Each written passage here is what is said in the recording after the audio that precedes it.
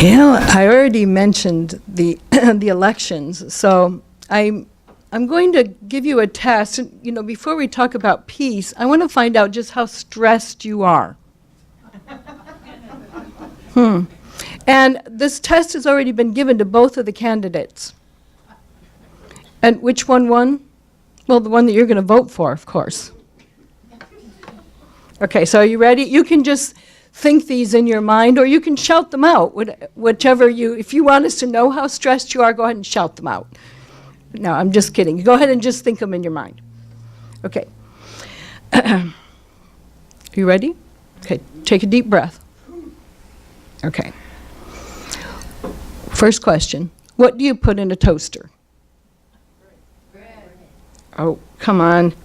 The answer is bread, but I know some of you thought toast. Now, be honest, some of you thought toast. And if you did, then you're level 1 stressed, and you need a nap this afternoon. Okay. Question number 2. Say silk 5 times. Ready? 1, 2, 3, 4, 5. Now spell silk. What do cows drink? Cows drink water, people. Cows drink water.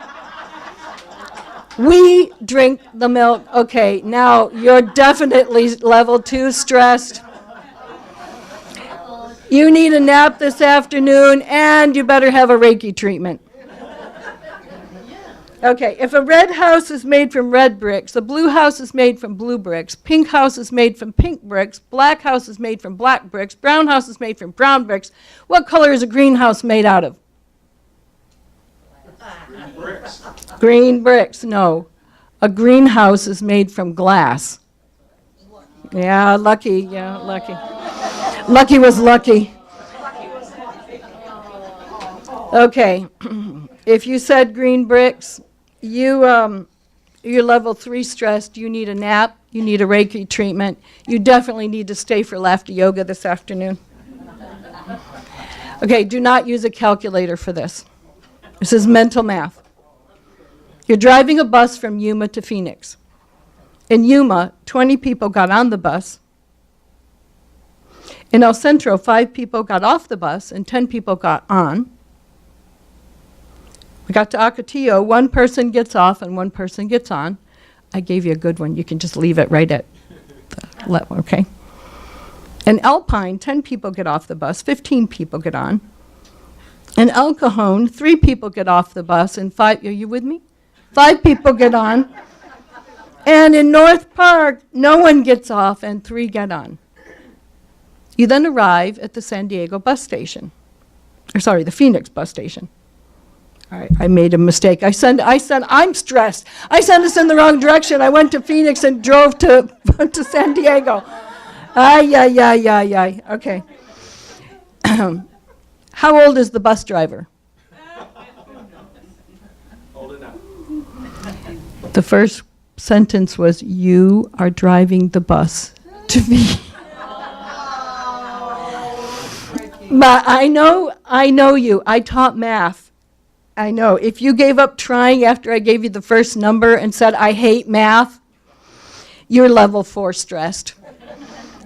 You need a Reiki treatment, today's laughter yoga lesson, more naps, and you need to pay attention to this talk today about finding authentic peace. How many people came up with how many people made it to San Diego? Did you? 35. 35. Very good. All right. Woohoo!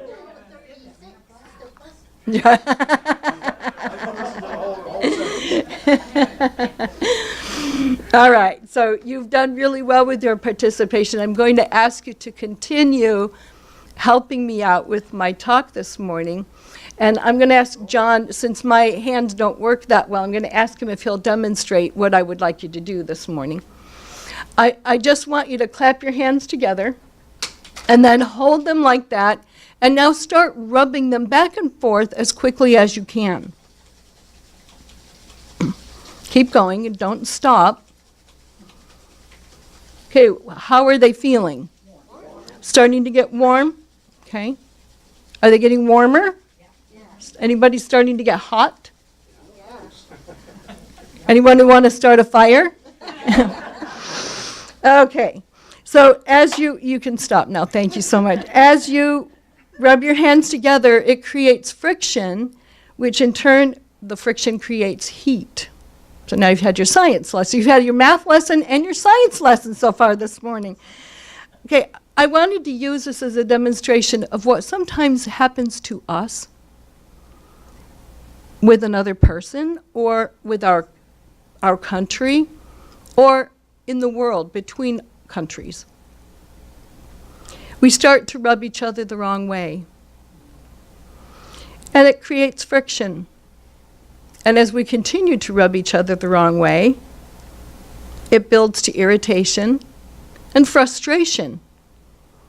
Next, heat builds up and could come out as anger. And if we don't practice peaceful behavior, we could finally generate enough heat to start a fire or warlike behavior. A lot of why we feel this way is how much we feel we are in control of our lives. Right now, doctors are writing record numbers of prescriptions for antidepressants and tranquilizers. The downward spiral of our economy also presents challenges for us. Our world can feel threatening to us. We've got terrorism, we've got standoffs, the election, natural disasters happening.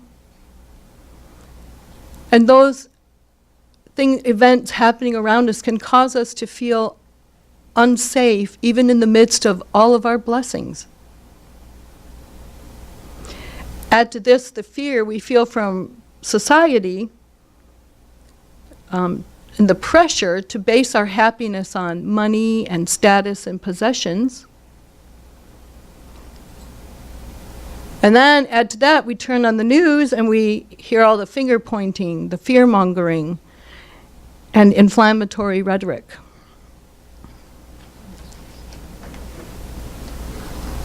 Sorry, I forgot to keep holding this thing.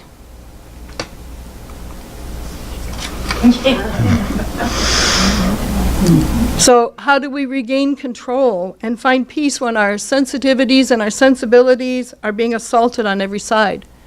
From the leaders of our nation stooping to base behavior,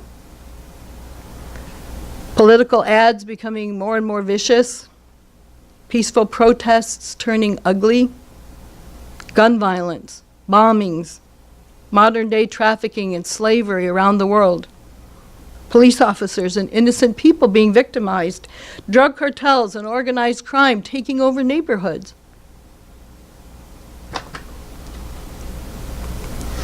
Well, last January I started my slow investigation to make myself a better person, studying how to make myself better, how to be better toward my loved ones, how to help others, and work more with them. And so when I was preparing this talk, I thought, oh, this is great. I can talk about world peace. I can find a great platform and start a campaign and become like Gandhi said, be the change you want to see in the world. Well, you know what happens when you start studying and meditating. Things come across that you weren't expecting, but you know were meant to be. There's no grandiose plan, not for me anyway, not at this time, because Deepak Chopra wrote, "The world's wisdom traditions offer the most important clues about how to be in control. They define a life path that proceeds from the inside out." The goal isn't about adjusting to today's stressful situation and hoping you can cope with the next one tomorrow, which is what the world does.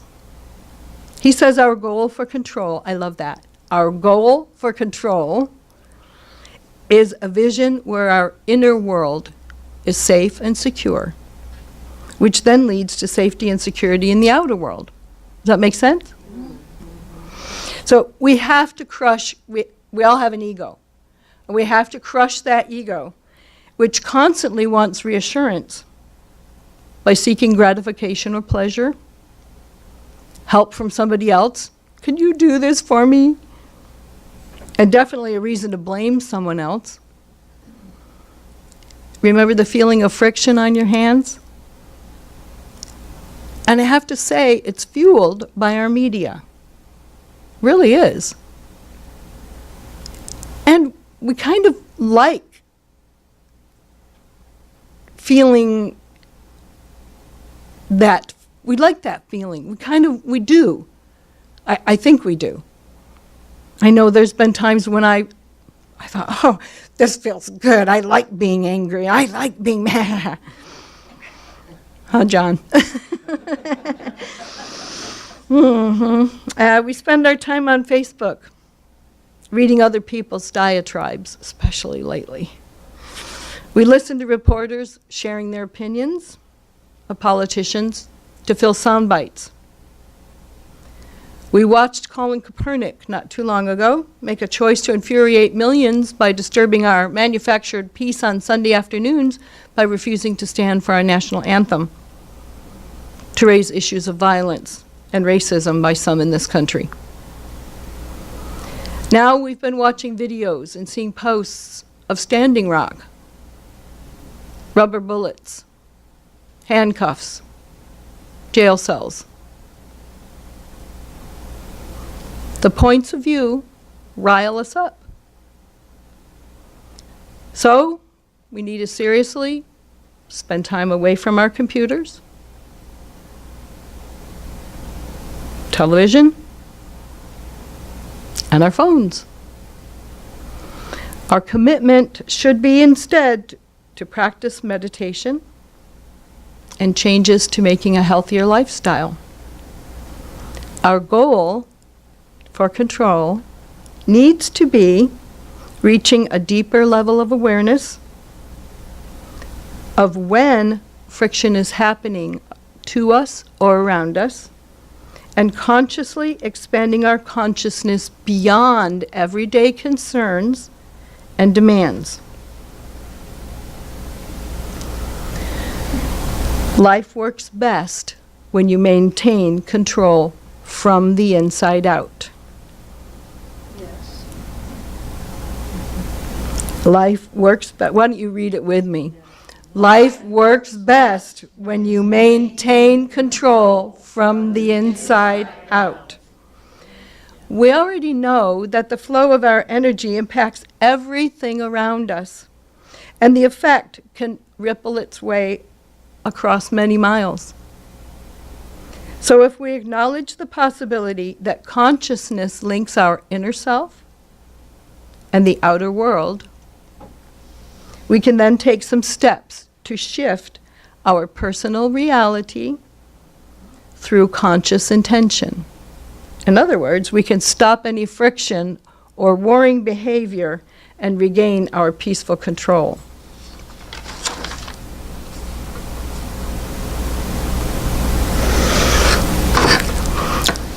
I only chose 5 of the steps that Deepak Chopra suggested. I think he had 11 of them, but I chose 5 that particularly spoke to me. The first one is to be yourself and follow your own truth. And I've asked Kathy to read a quote that I found that I liked to go along with this. The daily word for 9/21/2016 says, "The love of God within me is my guide in all that I do. Passing along positive thoughts and actions create a ripple effect that expands to encompass the world. These deeds will eventually become full circle to bless me and my world in a multitude of ways." Thank you, Kathy. Andy Andrews wrote a book called The Butterfly Effect. And if you haven't read it, it's very short, it's very lovely. And it talks about that every move we make, every action we take matters not just for us, but for all of us and for all time. And I have to say that it's amazing when I ask people to read to help me with the quotes today, that each person chose one that embodies them completely. And when Kathy read that one about the ripple effect, I mean, every time I see her, she's here, she's there, she's doing this, she's doing that, she's taking care of this, she's taking care of that. There's never a complaint. And her ripple effect has rippled through me and beyond me, and I know it has through all of you as well. So thank you, Kathy, for everything that you do that ripples, and thank you for helping me with the reading today. Thank you, Kathy. The next one is being centered, and this is Nancy's. Being centered. Charles Fillmore defined a peacemaker as, quote, one who has the ability to say peace to the turbulent waves of thought and have them obey, who reduces to peace and harmony all the thoughts of strife, anger, and retaliation in his own mind. From the Daily Word, 6/5/16. Isn't that amazing? Yeah, I really like that one, and I thought that was so Nancy, because Nancy works with people who have negative ideas and thoughts and pretty negative lives a lot. When she's not here on Sundays, she's off working with other people. And I found a quote that I thought said it very well. Negative people need drama like oxygen. Stay positive. It will take their breath away. So there you go, Nancy. Always stay as positive as you always are. And thank you for helping with the reading, Nancy.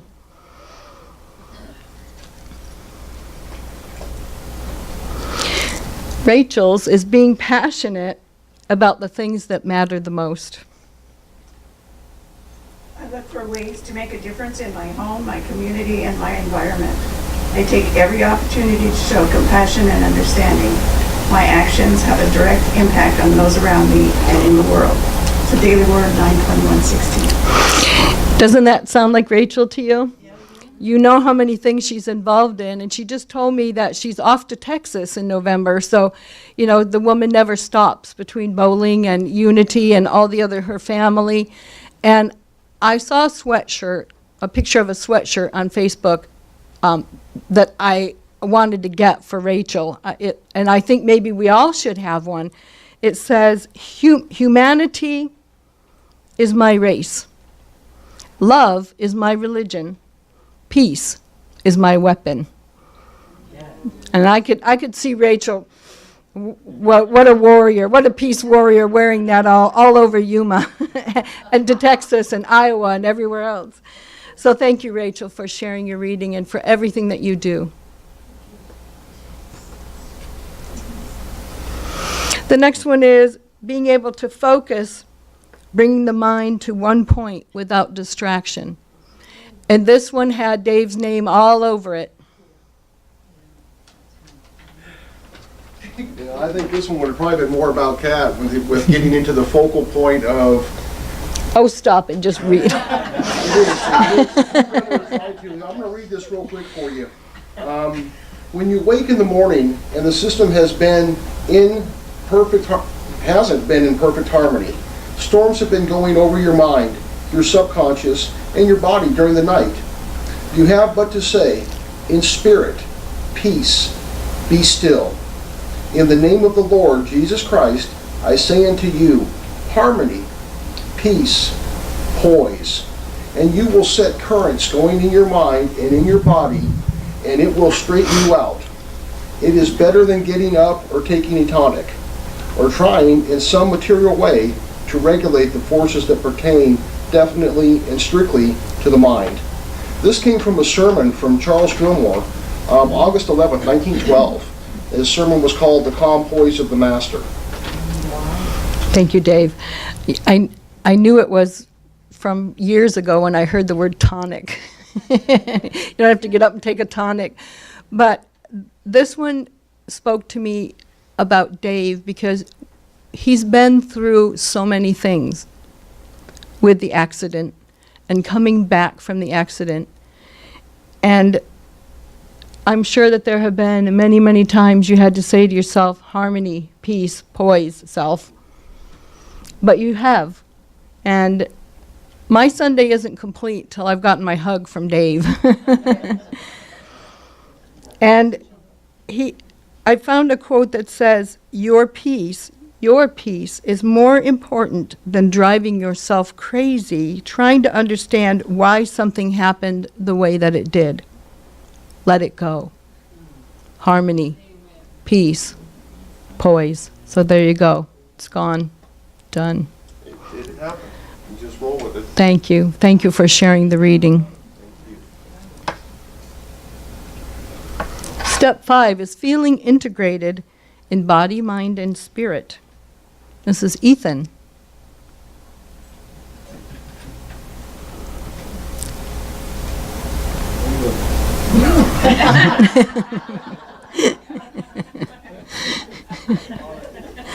She's looking at wonderful you.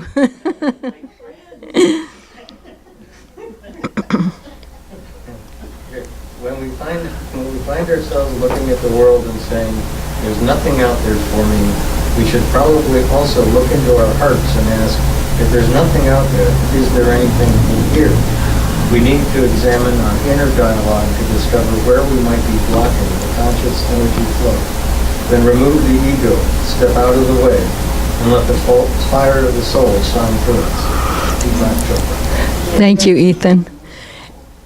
And I see the fire of Ethan's soul. Even though he's very quiet, it just shines out of him all the time.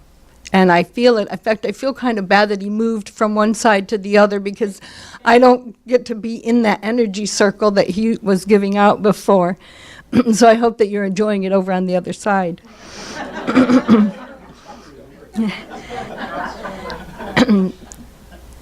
I saw a quote that went along with this and had Ethan's name on it. It says, the planet doesn't need more successful people. The planet desperately needs more peacemakers, healers, restorers, storytellers, and lovers of all kinds.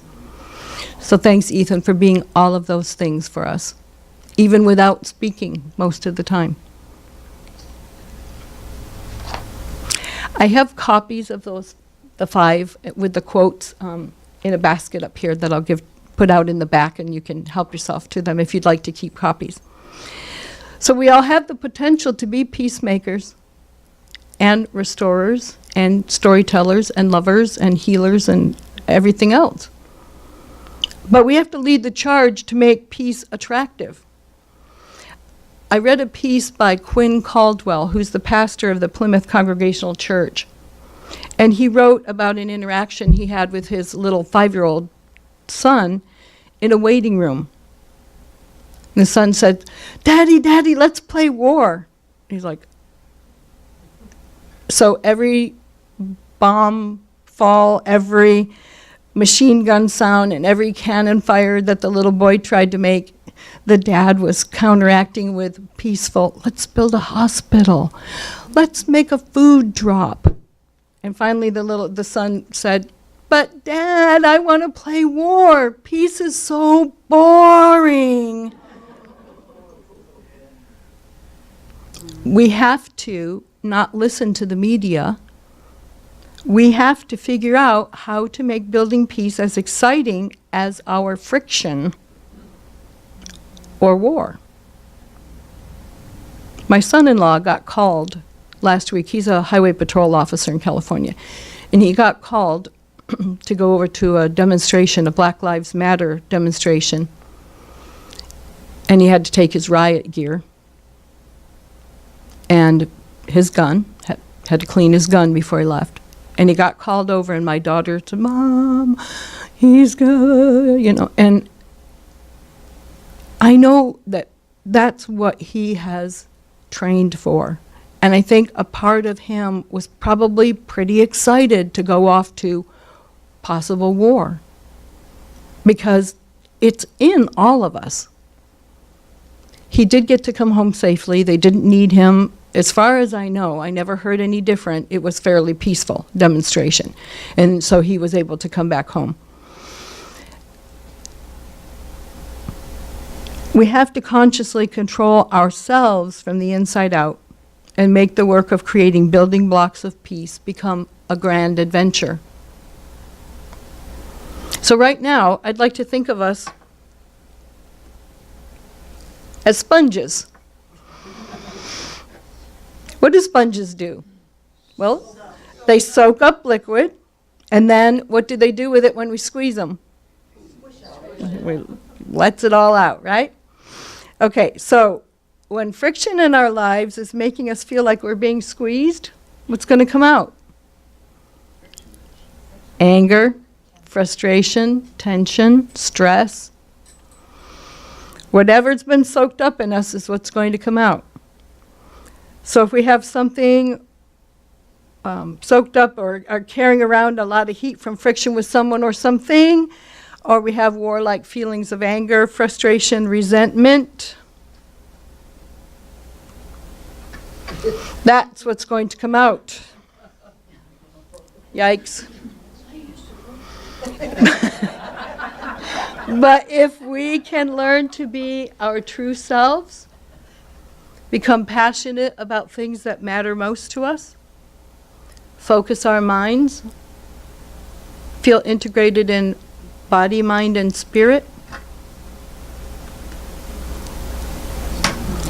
the squeeze of our sponge will instead release love, peace, patience, kindness, gentleness, goodness, compassion, and self-control.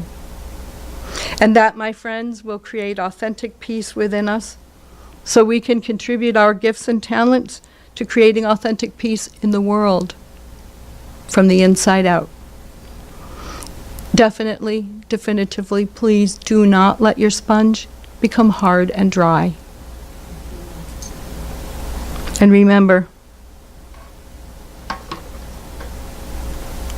that life works best when you maintain control from the inside out. Namaste.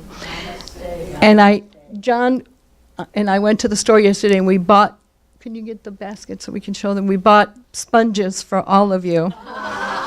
A piece of sponge. Now you can, I tried putting essential oil on it in a little bowl. Oh, well, you can just send them in, oh, okay. Or you could put it in a little bowl dish with some essential oils and make a room smell good. Or you could attach a magnet to it, write peace on the front of it. Or you could put it in your meditation area and just remind yourselves about making sure that your sponge is always soaked with love and peaceful control.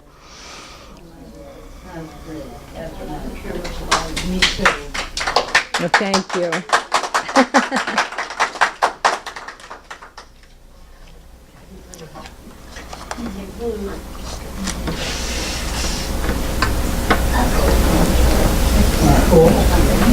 This is nice.